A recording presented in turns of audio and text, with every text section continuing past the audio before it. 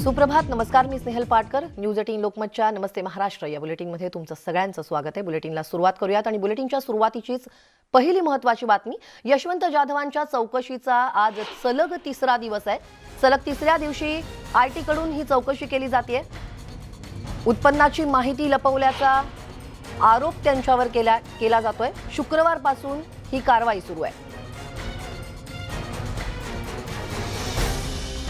सलग तिसऱ्या दिवशी आयटी कडून ही चौकशी होते आहे. आयकर विभागाकडून ही चौकशी सुरू आहे आणि उत्पन्नाची माहिती लपवल्याचा आरोप त्यांच्यावर केला जातोय. याविषयी अधिक माहिती घेऊयात आमच्या प्रतिनिधी प्रणाली कापसे यांच्याकडून. प्रणाली, शुक्रवारपासून ही कारवाई सुरू आहे. आजचा हा कारवाईचा तिसरा दिवस आहे. स्नेहल, मुंबई महानगरपालिकेची जी आर्थिक नाडी आहे किंवा सगळ्यात मोठी समिती ज्याच्यामध्ये सगळे आर्थिक व्यवहार होतात, टेंडर्स काढले जातात, अशी समिती म्हणजे स्थायी समिती. आणि या स्थायी समितीचे अध्यक्ष यशवंत जाधव आहेत. त्यांच्या पत्नी यामिनी जाधव या सुद्धा शिवसेनेकडून आमदार आहेत. भायखळा विधानसभा क्षेत्राचं त्या प्रतिनिधित्व करतात. आणि आपण बघितलं तर शुक्रवारपासून त्यांच्या घरावर इन्कम टॅक्स डिपार्टमेंट म्हणजे आयकर विभागाच्या वतीनं छापे टाकण्यात आले. आज सलग तिसरा दिवस आहे. काल सुद्धा दिवसभर या छाप्याची कारवाई सुरू होती. परवा सुद्धा सलग दिवसभर ही कारवाई सुरू होती आणि आज तिसरा दिवस आहे आणि आज सुद्धा ही कारवाई जी आहे ती सुरू राहणार आहे अशी माहिती मिळते आहे. सगळ्यात महत्त्वाचं म्हणजे दरम्यानच्या कालावधीमध्ये अनेक कागदपत्र, अनेक महत्त्वाच्या वस्तू या ताब्यात घेण्यात आलेल्या आहे आणि आज आता अजून काय बाहेर येतं हे बघावं लागणार आहे.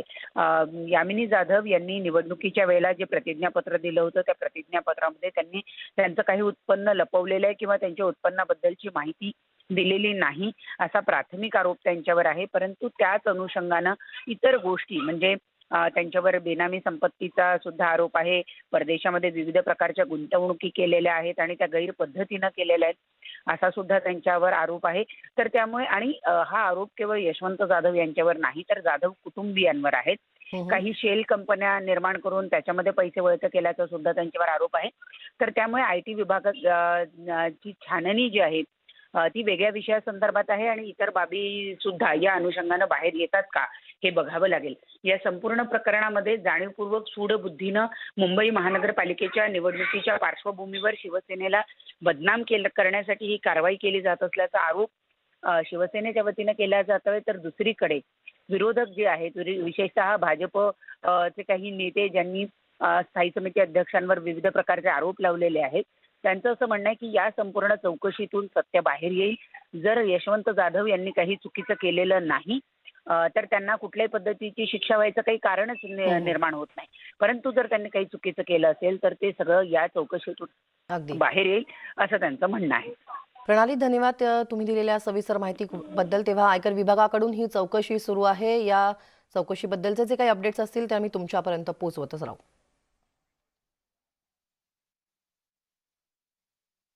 आणि आता वळूयात पुढच्या बातमीकडे जाऊयात. पुण्याच्या उंडरी पिसोळीमध्ये गाड्यांच्या गोडाऊनला मोठी आग लागली होती. 10 अग्निशमन दलाच्या गाड्या घटनास्थळी दाखल झाल्या होत्या. आगीवर नियंत्रण मिळवण्यात अग्निशमन दलाला यश आलेलं आहे. हे मोठं यश म्हणावं लागेल कारण 10 गाड्या या ठिकाणी दाखल झाल्या होत्या. ही भीषण आग होती. पुण्याच्या उंडरी पिसोळीमध्ये गाड्यांच्या गोडाऊनला ही मोठी आग लागली होती. सुदैवानं यात कोणतीही जीवितहानी झालेली नाहीये. याविषयी अधिक माहिती घेऊयात आमचे प्रतिनिधी वैभव सोनावणे यांच्याकडून. वैभव, अपडेट्स. स्नेहल, आगीवर पूर्ण नियंत्रण जे आहे ते अग्निशमन दलाने आज पहाटे मिळवलंय. काल रात्री 11 वाजेच्या सुमारास ही आग लागल्याची वर्दी जी आहे ती फायर ब्रिगेडला मिळालेली होती आणि त्यानंतर जवळपास 10 फायर ब्रिगेडच्या गाड्या ज्या आहेत, फायर टेंडरच्या आहेत, त्यांच्या मदतीने हे आग विझवायचं काम सुरू होतं. मात्र गाड्या मोठ्या प्रमाणावरती ठेवलेल्या असल्यामुळे या गोडाऊन जे आहे ते गाड्यांचं गोडाऊन असल्यामुळे आग जी आहे ती मोठ्या प्रमाणावर भडकत होती आणि सगळे ज्वलनशील वस्तू ज्या आहेत किंवा सामान जे आहे ते असल्यामुळे आगीवर नियंत्रण मिळवणं थोडंसं अग्निशमन दलाला अवघड जात होतं. अखेर पहाटे आज या आगीवर पूर्ण नियंत्रण मिळवण्यात आलेलं आहे. सुदैवानं यात कुणी जखमी झालेलं नाही किंवा कॅज्युअलिटी झालेली नाहीये. सकाळपर्यंत अग्निशमन दलाकडून कुलिंगचं काम जे आहे ते त्या परिसरामध्ये सुरू होतं. धन्यवाद वैभव, तुम्ही दिलेल्या या सविस्तर माहितीबद्दल. तेव्हा पुण्याच्या उंडरी पिसोळीतील हे अग्नितांडव, गाड्यांच्या गोडाऊनला भीषण आग लागली होती अग्निशमन दलाच्या 10 गाड्या या घटनास्थळी दाखल झाल्या होत्या आणि आज पहाटेपर्यंत या आगीवर नियंत्रण मिळवण्यात यश आलंय.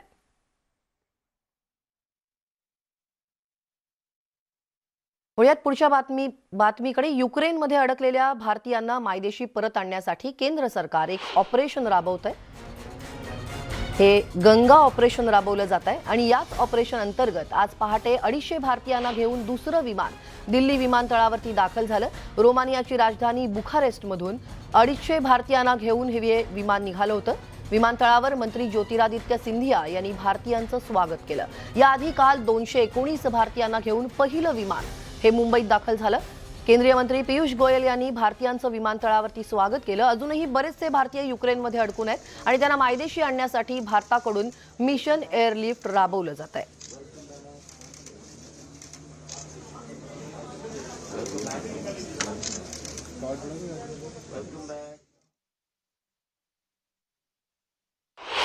हालत तो एज इन कीव खारकीव और दिनीप्रो वेनेत्सिया यहाँ पे काफ़ी ज़्यादा ख़राब है, क्योंकि वहाँ पे एक्चुअल बॉम्बिंग वगैरह हुई है. जो प्रॉपर सिटीजन्स है वो सब आर्म्स लेके आ चुके हैं अपनी कंट्री को बचाने के लिए. But in my city the major aspect was कि वहाँ पे स्टोर्स के अंदर सब प्राइसेस बढ़ गए थे और सब कुछ स्टॉकअप होने लग गया था. Everything was getting out of stock. Situation in Ukraine is now better now end हमारी सिटी थोड़ी सेफ थी, तो हमें कोई चिंता नहीं. अभी सिचुएशन तो थोड़ा टेंस्ड है, थोड़ा ख़राब सिचुएशन है. अभी बहुत सारे स्टूडेंट्स वहाँ पे फंसे हुए हैं. अभी हम लोग सेकंड फ्लाइट में आए 250 स्टूडेंट्स, वो अभी यहाँ पे सेफली पहुँच गए. दूसरे अभी बहुत सारे स्टूडेंट्स वहाँ पे, हमारी यूनिवर्सिटी के स्टूडेंट्स भी ऑलरेडी वहाँ पे प्रेजेंट है और दूसरी यूनिवर्सिटी के स्टूडेंट्स भी वहाँ पे बहुत सारे स्टूडेंट्स जो फंस गए, जो अभी अंडरग्राउंड है, बंकर्स के अंदर है, जिनको को अभी कुछ सप्लाइज कुछ है नहीं, क्योंकि इमरजेंसी लगा हुआ है, कोई बाहर नहीं निकल सकता. सब जगह पे फायरिंग और बॉम्ब ब्लास्ट और ये सब हो रहा है, इसलिए अभी बहुत डिफिकल्ट सिचुएशन है वहाँ पे.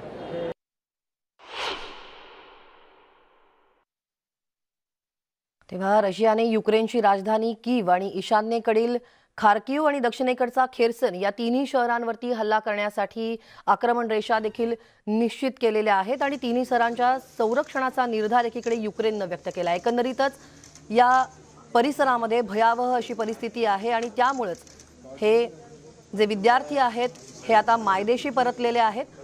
केंद्र सरकार ऑपरेशन गंगा हे राबवत आहे, त्यामुळे या विद्यार्थ्यांना आता भारतात आणलं गेलंय. रशियाचं जे सैन्य आहे ती युक्रेनची राजधानी कीवच्या आणखी जवळ पोहोचलेलं आहे असं देखील काही विद्यार्थ्यांनी सुद्धा सांगितलं. एकंदरीतच तिथली जी परिस्थिती आहे ती परिस्थिती आता गंभीर होत चालली. याविषयी अधिक माहिती घेऊयात आमचे प्रतिनिधी प्रशांत लीला रामदास यांच्याकडून. प्रशांत, हे जे गंगा ऑपरेशन राबवलं जात आहे हे ऑपरेशन नेमकं काय आणि एकंदरीतच आता रशियानं ही जी तिन्ही शहरं जी आहेत, कीव असेल, खार्किव असेल किंवा मग खेर्सन असेल, या तिन्ही शहरांवरती हल्ला करण्यासाठी एक आक्रमण रेषा निश्चित केली आहे. तिथली परिस्थिती आता आणखी भयावह होत चालली आहे. बरोबर आहे. ज्या पद्धतीनं आपण पहिला प्रश्न केला, ऑपरेशन गंगाचा अर्थ काय आहे? ऑपरेशन गंगा हे केंद्र सरकारने सुरू केलेलं हे ऑपरेशन आहे, ज्या अंतर्गत खास करून युक्रेनमध्ये अडकून पडलेल्या भारतीयांना मायदेशी परत आणण्यासाठी युद्धस्थळावरती सुरू करण्यात आलेलं हे ऑपरेशन आहे.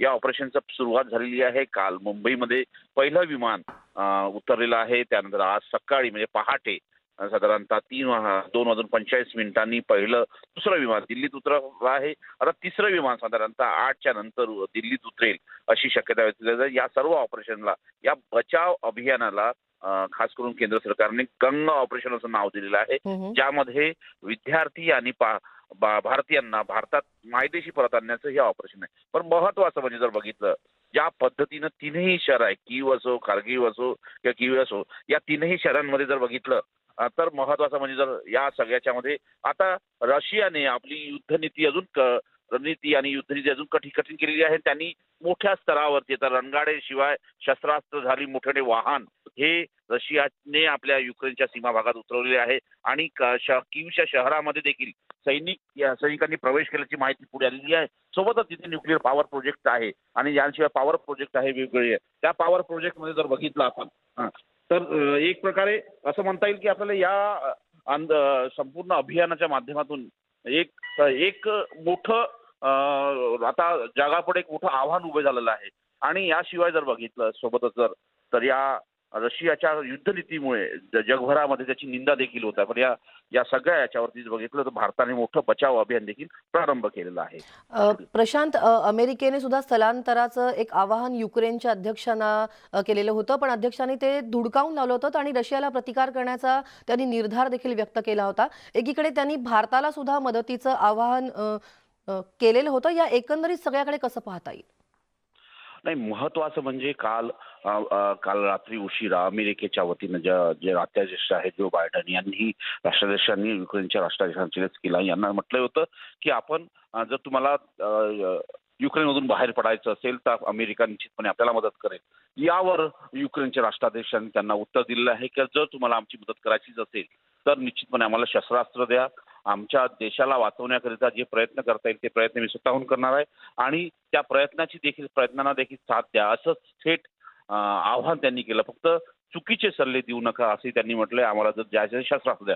सोबतच जर बघितलं आपण भारताच्या सोबत खास करून युक्रेनचे राष्ट्राध्यक्ष यांची काल विस्ताराने पंतप्रधान नरेंद्र मोदी यांच्यासोबत चर्चा झाली दूरध्वनीवरती आणि त्या चर्चेमध्ये त्यांनी म्हटलंय की आम्ही निश्चितपणे युक्रेनच्या सरकारला मदत करू आणि युक्रेन सरकारच्या वतीने त्यांनी हेच म्हटलंय की युक्रेनला ज्या पद्धतीनं एकतर UNCC ज्याला युनायटेड नेशन ऑफ सिक्युरिटी काउन्सिलमध्ये युक्रेनच्या भूमिकेला पाठिंबा द्यावा असं आवाहन पंतप्रधान नरेंद्र मोदी यांना केलेलं आहे राष्ट्राध्यक्ष युक्रेननं. आणि त्यामुळे या सगळ्या पार्श्वभूमीवर जर बघितलं तर आज काय परिस्थिती येते कारण की आज तिसऱ्या दिवसानंतर आता चौथा दिवस सुरू झाला आहे ज्यामध्ये युक्रेनचं युद्ध हे आता अजून शिगेला पेटलेलं आहे आणि आता तीनही जे प्रमुख शहर आहे मोठं शहर किव्ही असो किंवा मग दुसरं शहर खार्किव्ह असो या शहरांमध्ये ज्या मोठ्या स्तरावरती ते भारतीय राहतात साधारणतः 20,000पेक्षा जास्त भारतीय राहतात अशी माहिती आहे. आणि त्यामुळे फक्त आतापर्यंत 700 ते 800 भारतीयांना मायदेशी परदानामध्ये भारत सरकारला यश आलेलं आहे. त्यामुळे एक मोठी मोहीम असेल असंच म्हणावं लागेल.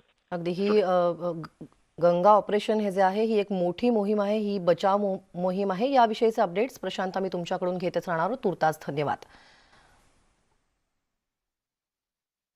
युक्रेनमध्ये शिक्षणासाठी गेलेले जवळपास 1,500 भारतीय विद्यार्थी या युद्धाच्या संकटात युक्रेनमध्येच अडकून पडलेत आणि या विद्यार्थ्यांना मायदेशी परत आणण्यासाठी भारत सरकारनं प्रयत्न देखील सुरू केलेत. हे विद्यार्थी रोमानिया आणि हंगेरी मार्गे भारतात परतणार आहेत. युक्रेनमध्ये शिक्षणासाठी गेलेले महाराष्ट्रातील तब्बल 1,200 विद्यार्थी अडकल्याची माहिती राज्य सरकारच्या आपत्ती व्यवस्थापन खात्याकडून देण्यात आलेली आहे.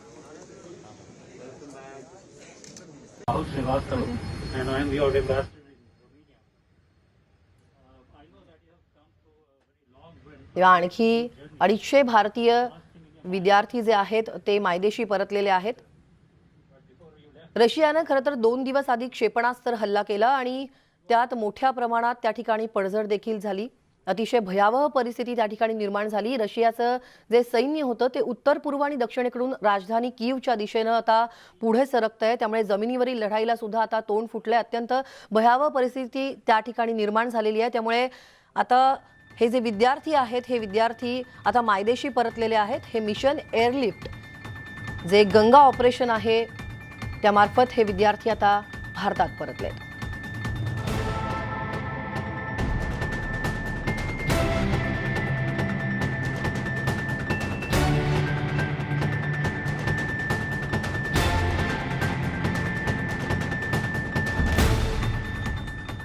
पुण्यात पुढच्या बातमीकडे. एकीकडे अमरावतीचं साहिर आणि त्याच्यासोबतच शेकडो विद्यार्थ्यांना केंद्र सरकारनं युक्रेनमधून सुखरूप मायदेशी धाडलेलं आहे, तर दुसरीकडे बुलढाण्यातील शगुफ्ता मात्र अद्यापही युक्रेनमध्येच अडकून पडली आहे. युक्रेनची राजधानी कीव शहरातील बंकरमध्ये तिनं आश्रय घेतलाय. कीव शहरावर रशियाने मोठ्या प्रमाणात हल्ला चढवल्यामुळे तिच्या कुटुंबियांची चिंता वाढली आहे. माँ के जो वहाँ एकदम से जो शुरू हो गए उस वक्त आपकी घबराहट सी बढ़ गई होगी. किस तरह से महसूस कर रहे थे आप उस वक्त? हाँ, थोड़ा हुआ था क्योंकि बहुत करीब करीब सिटीज है और हम लोग को ये भी इंफॉर्मेशन मिल रही है कि अभी तक हमारा सिटी तो सेफ है, लेकिन लाइक उन्होंने बोला है कि अदर सिटीज में तो लाइक हर सिटीज में एटलीस्ट एक ब्लास्ट तो हुई है. हमारा सिटी में कुछ नहीं हुआ है, तो उन लोग का भी इंफॉर्मेशन ये आई है कि नेक्स्ट इसी सिटी का नंबर है, तो ऑब्वियसली सब बच्चे तो डरेंगे ना. टाइम लगे तक के जितना टाइम अपने को रुकना है उसके हिसाब से थोड़ा सामान और भी ले आना, पानी वानी का इंतजाम. युक्रेनमध्ये अडकलेल्या आपल्या मुलीला धीर देण्याचा प्रयत्न मोहम्मद हनीफ करतायत. आत्मविश्वास कायम रखना. बुलढाण्यातील रहिवाशी असलेल्या मोहम्मद हनीफ यांची मुलगी शगुफ्ता यास्मीन युक्रेनमध्ये वैद्यकीय शिक्षण घेतेय. युद्धामुळे युक्रेनमधील परिस्थिती दिवसेंदिवस गंभीर बनत चालली असून हनीफ यांची चिंता वाढली आहे. कारण शगुफ्ता जवळ असलेल्या खाण्यापिण्याच्या वस्तूंचा साठा संपत चाललाय. ते येणार होते घरी, त्यांचं तिकीट केलेलं होतं म्हणून त्यांचं किराणा सामान वगैरे सर्व खतम झालेलं होतं. त्यांनी मग काल परवा दिवशी माझ्याशी संपर्क झाला. मीनं सांगितलं की बाबा तुमच्याजवळ खाया पियाचं किराण्याची व्यवस्था काय आहे. ती म्हणाली की बाबा माझ्याजवळ बाबा होता, पण मी घरी येत होती म्हणून मीनं काही कमी सामान घेतलं होतं. तर म्हटलं 2-4 दिवसासाठी अजून आणून घे. शगुफ्ता ज्या शहरात राहते तिथं परिस्थिती फारशी गंभीर नसली तरी पुढच्या काही तासात काय घडेल याची कुणालाच खात्री देता येत नाही. त्यामुळेच मोहम्मद हनीफ यांच्या जीवाला खूर लागलाय. आज क्यू मध्ये झाला, काल खिरोगाडीमध्ये झालं, तर मग आपण काय कराल. त्याच्या अगोदर जर काल काही होत असेल तर चांगला होईल. जर कॉलेजवाले त्यांना सांगत होते की बा आपल्या इथं युद्ध होणार आहे आणि तुम्ही तुमच्या घरी जा, तसं त्यांनी काही सुट्टी वगैरे दिली नाही, त्यांना काही सांगितलं नाही, तसा काल ना घडो त्यासाठी माझी एकच विनंती आहे सरकारशी की त्यांना जास्तीत जास्त मुलं लवकरात लवकर आपल्या भारत देशमध्ये परत आणावं. केंद्र सरकारनं भारतीय विद्यार्थ्यांना मायदेशी आणण्यासाठी प्रयत्न सुरू केलेत. युक्रेन लगतच्या देशातून भूमार्गानं विद्यार्थ्यांना युक्रेन बाहेर काढायला सुरुवात झाली आहे. मात्र सीमेपर्यंत कसं पोहोचायचं असा प्रश्न या विद्यार्थ्यांना पडलाय. युक्रेनमध्ये वाहनं मिळवण्यात अडचणी येत असून प्रवासासाठी अव्वाच्या सव्वा भाडं आकारलं जात असल्यानं या विद्यार्थ्यांनी प्रवास कसा करायचा असा प्रश्न निर्माण झालाय. खरं तर केंद्र सरकारनं त्यासाठी विशेष व्यवस्था करण्याची गरज आहे. इंडिया सरकार ने फिलहाल तो ये किया है कि मतलब इंडियन एम्बेसी ने 2 से 3 एडवाइजरी निकाली है कि मतलब इंडियन बॉर्डर पे बच्चों को लाइक पोलैंड का बॉर्डर हो गया, हंगरी का बॉर्डर हो गया, रोमेनिया का बॉर्डर है, सो उन लोग वहाँ पे बोल रहे हैं कि इंडियन आ जाओ और यहाँ से फिर वो फ्लाइट्स वगैरह भेज रहे हैं और वहाँ से बच्चों को रेस्क्यू कर रहे हैं.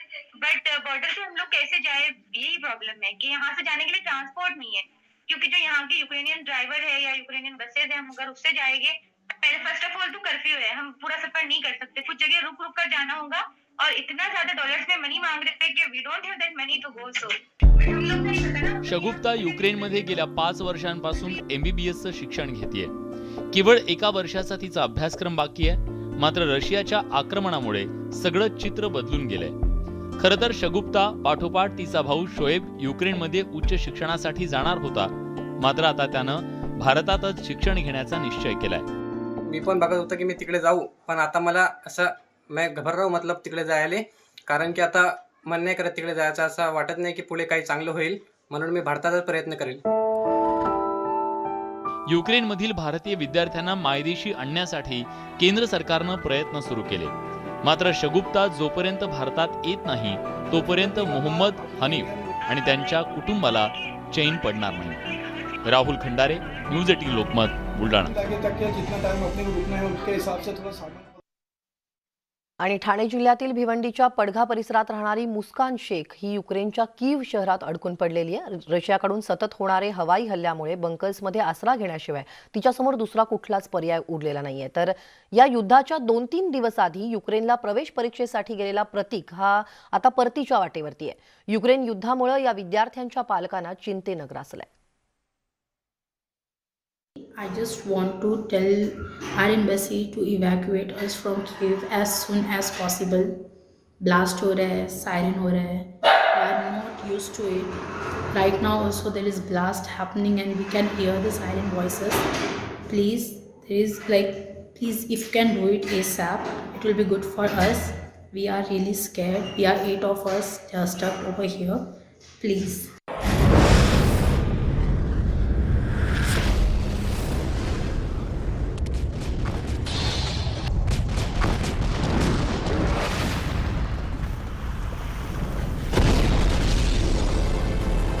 भिवंडीच्या पडघा परिसरातील रहिवाशी असलेली मुस्कान शेख युक्रेनची राजधानी कीव शहरात अडकून पडली. रशियानं कीव शहरावर मोठ्या प्रमाणात हल्ला केल्यानं मुस्कानला आपल्या इमारतीच्या बंकर्समध्ये आश्रय घ्यावा लागला. मुस्कानप्रमाणेच तिथं शिकत असलेले अनेक भारतीय विद्यार्थी सध्या बंकर्समध्ये आहेत. पण रशियाकडून कधी हल्ला होईल याचा काही नेम नाही. त्यामुळे मुस्कान आणि पडघ्यात राहणाऱ्या तिच्या कुटुंबाला चिंतेनं ग्रासलंय. मेरी बेटी मुस्कान फिरोज शेख जो यूक्रेन में कीव शहर में MBBS की पढ़ाई कर रही है। फ़िलहाल वो एक बंकर में फंसी हुई है और अपने इंडियन गवर्नमेंट से उन्हें कोई भी मदद नहीं जा रही है। आप लोगों से मैं अपील करती हूँ कि मेरी बच्ची को वहाँ से लाने के लिए मदद कीजिए। लगातार हमसे कांटेक्ट में है, तो हमारी ये अपील है गवर्नमेंट से कि जल्दी से जल्दी उससे मदद पहुँचाए और जितने भी हिंदुस्तानी वहाँ फंसे हुए हैं उनको अपने अपने घर पे सही सलामत वापस लाए। ये हमारी दुआ भी है और ये हमारी गुजारिश भी है कि हमारे घर का माहौल बहुत ज़्यादा गमगीन हो चुका है। तो इसलिए हम गवर्नमेंट से अपील करते हैं कि प्लीज़ रिक्वेस्ट है आपसे कि आप कोई भी सोर्स लगाए, किसी भी जरिए से उन्हें अपने अपने घर पे पहुँचाएं। मुस्कान युक्रेनमध्ये MBBSच्या 3ऱ्या वर्षाचं शिक्षण घेतेय। मुस्कान प्रमाणेच भिवंडीतील संतोष चव्हाण यांचा मुलगा प्रतीक नुकताच वैद्यकीय शिक्षणासाठी युक्रेनमधल्या बुकोविनियन स्टेट मेडिकल युनिव्हर्सिटीत शिक्षणासाठी गेला। खरं तर युद्ध सुरू होण्याच्या 2-3 दिवस आधीच तो युक्रेनमध्ये पोहोचला। मात्र प्रवेश परीक्षेदरम्यानच युद्धाला सुरुवात झाली आणि प्रतीक युक्रेनमध्ये अडकून पडला। त्या बसमध्ये निघाले। एका बसमध्ये मला वाटतं 55 ते 60 मुलं होती। अशा 4 बसेस निघाल्या। युक्रेन बॉर्डर रोमानियाच्या बॉर्डरवर गेल्यानंतर मुलांची फार गैरसोय झाली, कारण तिथे युक्रेनच्या बसेस या रोमानियामध्ये जाऊ देत नव्हत्या। त्यामुळे बॉर्डरवर उतरून मुलं बरेचशा अंतर पायी चालत गेली आणि मग त्या दुसऱ्या बसेस त्यांना मिळाल्या। मला आता मगाशी मिळालेल्या माहितीनुसार काहीतरी एका मुलाने सांगितलं की रात्रभर बॉर्डरवर होते। कदाचित आमची मुलं आम्हाला सांगत नसतील आम्ही भीतीपोटी, परंतु मला दुसऱ्या मुलाने सांगितलं की ते रात्रभर बॉर्डरवर होते। त्यामुळे ही फार दयनीय अवस्था आहे। प्रतीक सध्या परतीच्या प्रवासाला निघालाय, त्यामुळे चव्हाण कुटुंबियांचा जीव भांड्यात पडलाय। मात्र मुस्कान अद्यापही कीव शहरात अडकून पडली असून तिच्या कुटुंबियांची चिंता वाढली आहे। केंद्र सरकारनं आपल्या मुलीला मायदेशी आणण्यासाठी पावलं उचलावीत अशी मागणी तिच्या कुटुंबियांकडून केली जाते। रवी शिंदे, न्यूज 18 लोकमत, भिवंडी। आणि युद्धग्रस्त युक्रेनमध्ये हजारो भारतीय अडकून पडलेत। यात भारतीय विद्यार्थ्यांचाही मोठा समावेश आहे। नगरमधील अनेक विद्यार्थ्यांचा सुद्धा यात समावेश आहे। या विद्यार्थ्यांच्या पालकांमध्ये चिंतेचं वातावरण पसरलंय। अहमदनगरच्या डॉक्टर एडुकॉन एज्युकेशनल कन्सल्टन्सी संस्थेचे डॉक्टर महेंद्र झावरे पाटील यांच्यामार्फत 40 विद्यार्थी हे युक्रेनमध्ये शिक्षणासाठी गेले। यापैकी जवळपास 16 ते 18 विद्यार्थी हे अहमदनगर जिल्ह्यातील आहेत। इथल्या विद्यापीठाच्या बंकरमध्ये अहमदनगरचे 14 विद्यार्थी अडकलेत।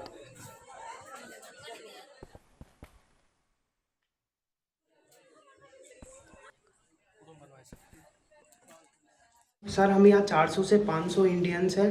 हम यहाँ बहुत ज़्यादा फंसे हुए हैं। सर मैं ये गुहार लगाना चाहता हूँ, हमें जल्द से जल्द यहाँ से निकाला जाए।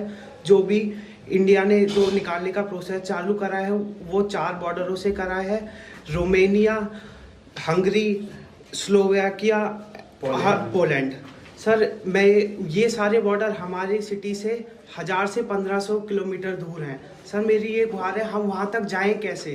प्रॉब्लम ये है हम जाएं कैसे वहाँ तक? सर मेरी ये गुहार है, वहाँ से हमें यहाँ से बस कराई जाए या ट्रेन कुछ कराई जाए, क्योंकि दिनीपर का नाम कहीं भी नहीं आ रहा है, कोई भी नाम नहीं ले रहा है। सर मैं हाथ जोड़ के विनती करता हूँ, हम बहुत ज़्यादा दहशत में हैं।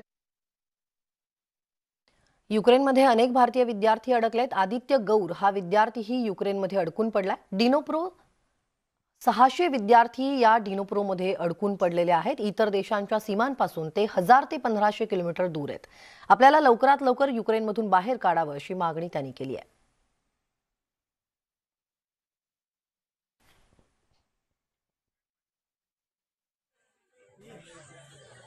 युद्ध सुरू झाल्यापासून भारतीय विद्यार्थी युक्रेनमधून बाहेर जाण्याचा प्रयत्न करतायत आणि या भारतीय विद्यार्थ्यांमध्ये मोठ्या संख्येने महाराष्ट्रातील सुद्धा विद्यार्थी आहेत।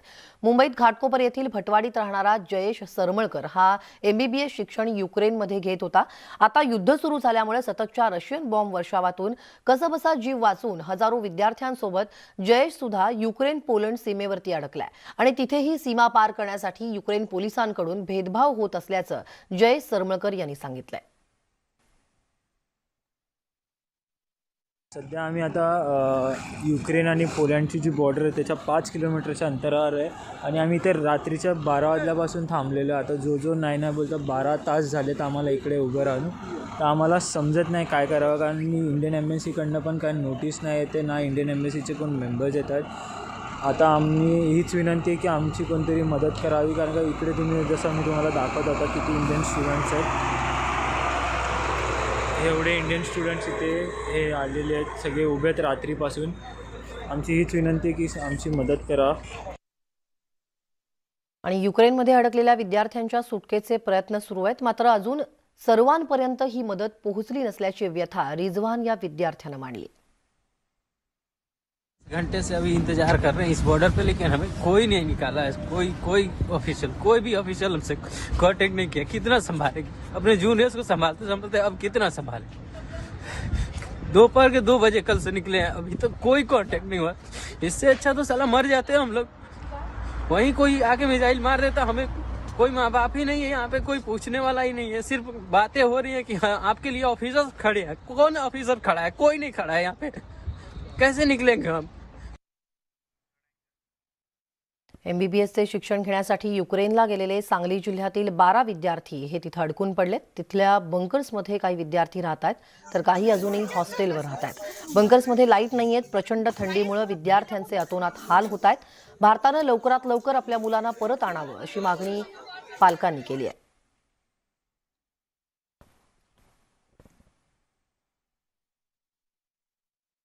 आमची भारत सरकारकडे फक्त हीच विनंती आहे की आम्हाला रशिया थ्रू बाहेर काढावं. कारण जसं तुम्ही म्हणताय की पोलंड थ्रू तुम्ही बाहेर येऊ शकता, पण पोलंड खार्किव पासून खूप दूर आहे आणि आम्हाला इथे बाहेर सतत ब्लास्ट वगैरे ऐकू येतात. त्याच्यामुळे इथून हॉस्टेलमधून बाहेर जाऊ शकत नाही आम्ही, तर पोलंडच्या बॉर्डरपर्यंत आम्ही काय पोहोचणार आहे. फक्त हीच विनंती आहे की काही करून आम्हाला रशिया बॉर्डर थ्रू बाहेर काढा.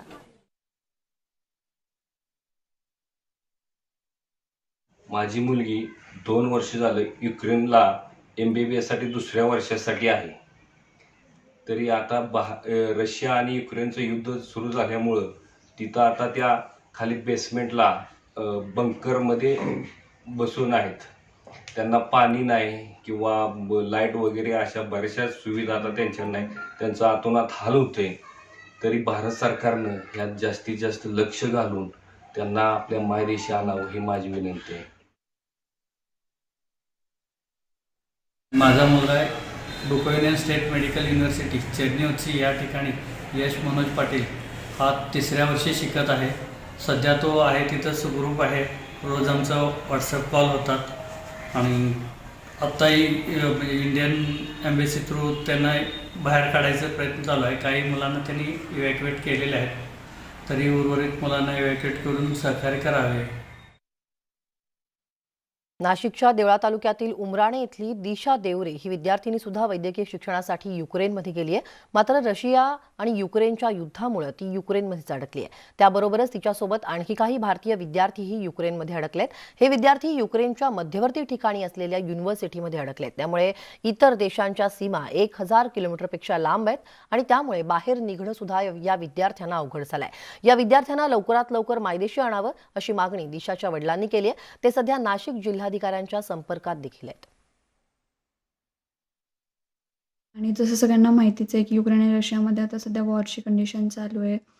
तर ह्या सगळ्या याच्यामध्ये इथे आमच्या युनिव्हर्सिटीमध्ये मिनिमम 1300 ते 1400 स्टुडंट आत्ता शिकत आहेत आणि आम्हाला सगळ्यांनाच इंडियामध्ये परत यायचं आहे. इथे आत्ता तरी कंडिशन बाकीच्या सिटीजपेक्षा खूप ठीक आहे, पण कंडिशन कधी चेंज होतील हे सांगता येत नाही. त्यामुळे आम्हाला आमची इंडियन गव्हर्नमेंटला ही रिक्वेस्ट आहे की प्लीज लवकरात लवकर आम्हाला इथून इंडियात येण्यासाठी जे करता येतील ते प्रयत्न केले पाहिजेत, करावे त्यांनी. आमचं बोलणं तिचं रोज चालू असतं. सकाळी सायंकाळी आमचं बोलणं रोज चालू असतं तिच्याशी. ती म्हणते की साधारण एकंदरीत थोडीशी भीतीसारखं असं वाटतं. मुलं वगैरे पण बऱ्यापैकी घाबरलेली असतात. अधिकाऱ्यांची तिकडनं चौकशी आली होती, त्यांना सर्व डिटेल्स दिलेले होते. त्याच्यानुसार ते म्हणजे की आम्ही आमच्या परीने प्रयत्न करतो आहोत. तेव्हा हे विद्यार्थी युक्रेनमध्ये अडकलेले आहेत. ऑपरेशन गंगा मार्फत काही विद्यार्थ्यांना भारतात आणलेलं आहे. आणि आणखी काही विद्यार्थी हे येत्या काही वेळातच मायदेशी परततील. यासोबतच बुलेटिनमध्ये वेळ झाली एका छोट्याशा ब्रेकची. ब्रेकनंतर इतरही काही घडामोडी पाहायच्या. तुम्ही कुठेही जाऊ नका. पण एक महत्त्वाची आठवण ते म्हणजे घराबाहेर पडताना मास्कचा वापर करा आणि वेळोवेळी हातही निर्जंतुक करा. पहा फक्त न्यूज 18 लोकमत.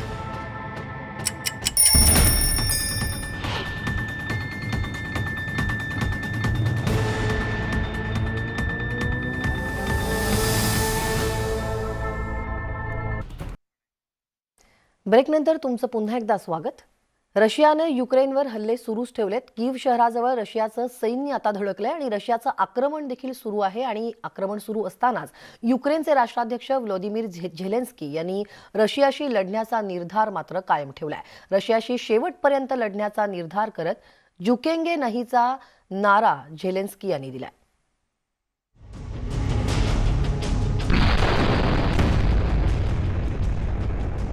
झेलेन्स्कीचं झुकेगा नाही.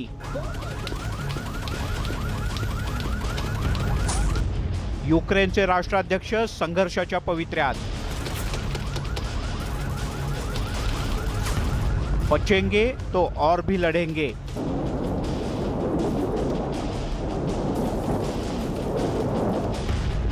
अखेरपर्यंत लढा देण्याचा निर्धार.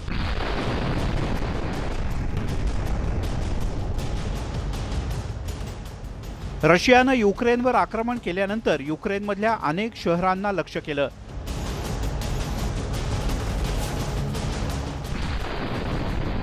युक्रेनमधली अनेक शहरं रशियाच्या बॉम्ब हल्ल्यांनी भाजून निघालेत. रशियाकडून जोरदार हल्ला केला जात असतानाच युक्रेनचे राष्ट्राध्यक्ष व्लोदिमीर झेलेन्स्की एका वीर योद्ध्याप्रमाणे रशियाच्या समोर ठामपणे उभे राहिलेत.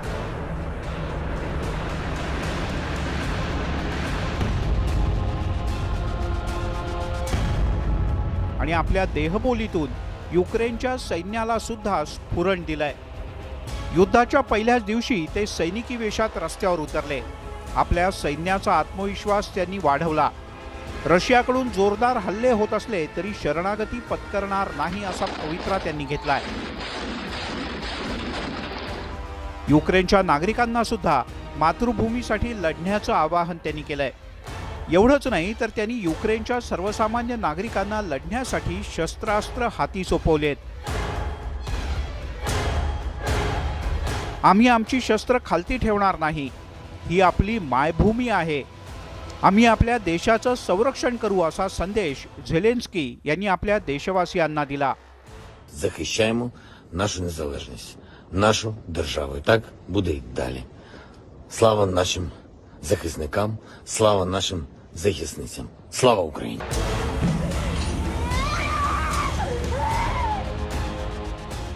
रशियाला रोखण्यासाठी त्यांनी एका बाजूनं नाटोसह सर्व जगाला आवाहन केलं. त्यातच रशियाचं सैन्य कीवच्या सीमेपर्यंत पोहोचलंय. अशा स्थितीमध्ये झेलेन्स्की यांना कीव सोडण्यासाठी अमेरिकेनं केविलवाणपणे सांगितलं. मात्र अमेरिकेचा हा एक्झिट प्लॅन त्यांनी साफ धुडकावून लावला. Зараз в мережі дуже багато з'явилось фейкової інформації, що, немов, я закликаю складати зброю нашу армію і йде евакуація. Значить так, я тут. रशियानं आक्रमण केल्यानंतर जगभरातून काही प्रमाणात पाठिंबा मिळेल अशी त्यांना आशा होती. अमेरिका आणि नाटोनं हात वर केल्यामुळे सध्या तरी युक्रेन एकाकी पडल्याचं दिसून आलंय. यातून झेलेन्स्की यांनी आपल्या ट्विटर अकाउंटवरून सर्व नेत्यांना अनफॉलो केलंय. आपला देश, मातृभूमी आणि देशातील जनतेसाठी अखेरपर्यंत लढण्याचा निर्धार झेलेन्स्की यांनी व्यक्त केलाय. आणि रशियासारख्या प्रबल देशासमोर एखाद्या वीर योद्ध्याप्रमाणे ते उभे राहिलेत. Bureau report, news 18 Lokmat.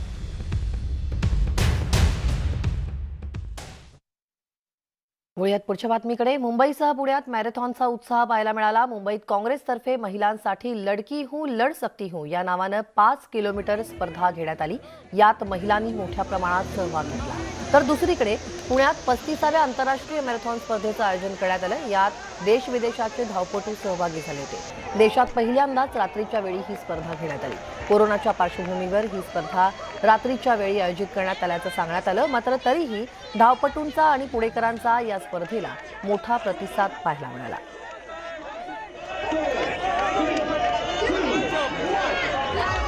तेव्हा स्पर्धेत महिलांनी मोठ्या प्रमाणावरती सहभाग घेतल्याचं पाहायला मिळालं. पुणे आंतरराष्ट्रीय मॅरेथॉन स्पर्धेतही महिलांची उपस्थिती ही मोठ्या प्रमाणावरती दिसतीये. पहिल्यांदाच रात्रीच्या वेळी ही मॅरेथॉन घेतली जाते. मराठी भाषा दिनाचं औचित्य साधून मुंबईमध्ये मॅरेथॉन स्पर्धेचं आयोजन करण्यात आलेलं आहे. मुंबई काँग्रेसतर्फे महिलांसाठी लडकी हूँ लढ सकती हूँ या नावाने 5 किलोमीटर पर्यंतची ही स्पर्धा घेण्यात आली. यात महिलांनी मोठ्या प्रमाणात सहभाग घेतल्याचं पाहायला मिळालं.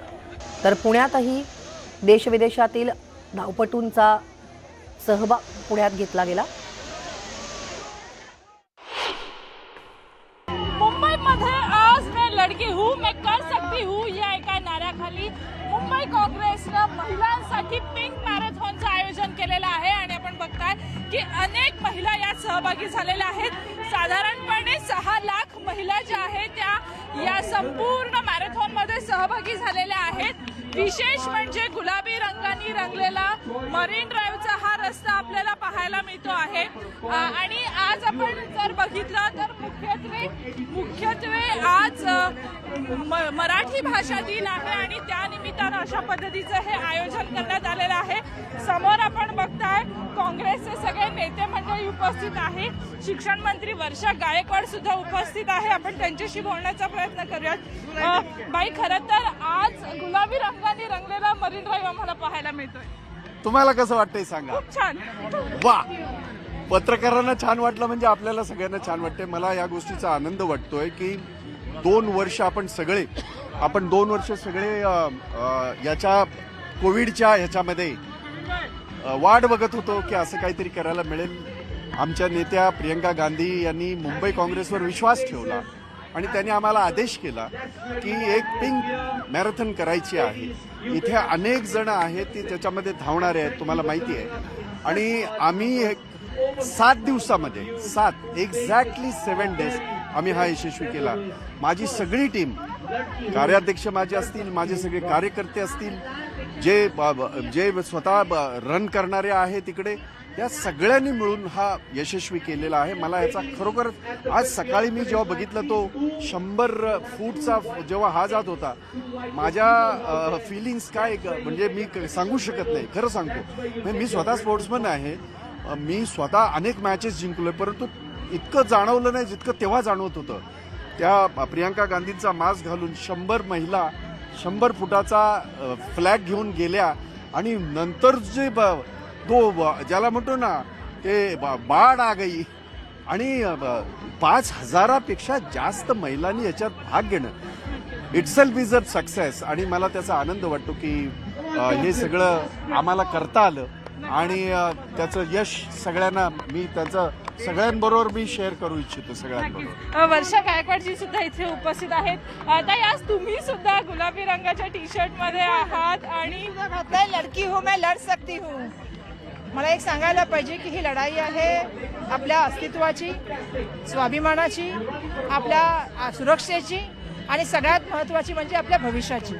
आणि उत्तर प्रदेशमधून जे प्रियंका गांधीजींनी हे एक फक्त स्लोगन नाही आहे, ही एक मुवमेंट आहे, एक चळवळ आहे. आणि ही जी चळवळ सुरू केलेली आहे ते आज पूर्ण बघताय तुम्ही भारतभर चालली. आणि मुंबईच्या मरीन ड्राईव्हवरती आज आपण सगळं बघतोय की पूर्णपणे महिला ज्या आज माता भगिनी बघा तुम्ही कशा पळतात आणि त्यांच्या चेहऱ्याचा जो उत्साह आहे, त्यांच्या चेहऱ्याचा जो आनंद आहे आणि जे पिंक वातावरण या ठिकाणी आपण बघतोय, गुलाबी वातावरण, त्यामुळे मला असं वाटतंय की आमच्या सगळ्यांची जी लढाई आहे त्याच्यामध्ये जे प्रियंकाजीने आपल्या सगळ्या महिलांना एक स्लोगन दिलेलं आहे की लडकी हूँ मैं लढ सकती हूँ. कुठल्याही सिच्युएशन असेल किंवा कुठलंही संकट असेल, बिलकुल तुम्ही डगमगता कामा नये. तुमचं सेल्फ रिस्पेक्ट, तुमची डिग्निटी, तुमची सेफ्टी आणि जसं मी सांगितलं तुमचं फ्युचर. व्हिडिओ जर्नलिस्ट प्रशांत मोहितेसह सुस्मिता बदाने पाटील, न्यूज 18 लोकमत, मुंबई. आणि यासोबतच बुलेटिनमध्ये वेळ झाली इथेच थांबण्याची. ताज्या बातम्यांच्या अपडेटसाठी लॉग इन करायला विसरू नका. news18lokmat.com वर आमच्या फेसबुक आणि ट्विटर पेजला देखील भेट द्या. या आणि इतर बुलेटिनचे अपडेट जर तुम्हाला पुन्हा पाहायचे असतील तर आमच्या यूट्यूब चॅनलला सबस्क्राईब करा आणि बेल आयकन दाबायला विसरू नका, म्हणजे तुम्हाला त्याचे नोटिफिकेशन्स मिळतील. ताज्या बातम्यांचा ओघ न्यूज 18 लोकमतवर असा सुरू राहील, तेव्हा पहा फक्त न्यूज 18 लोकमत.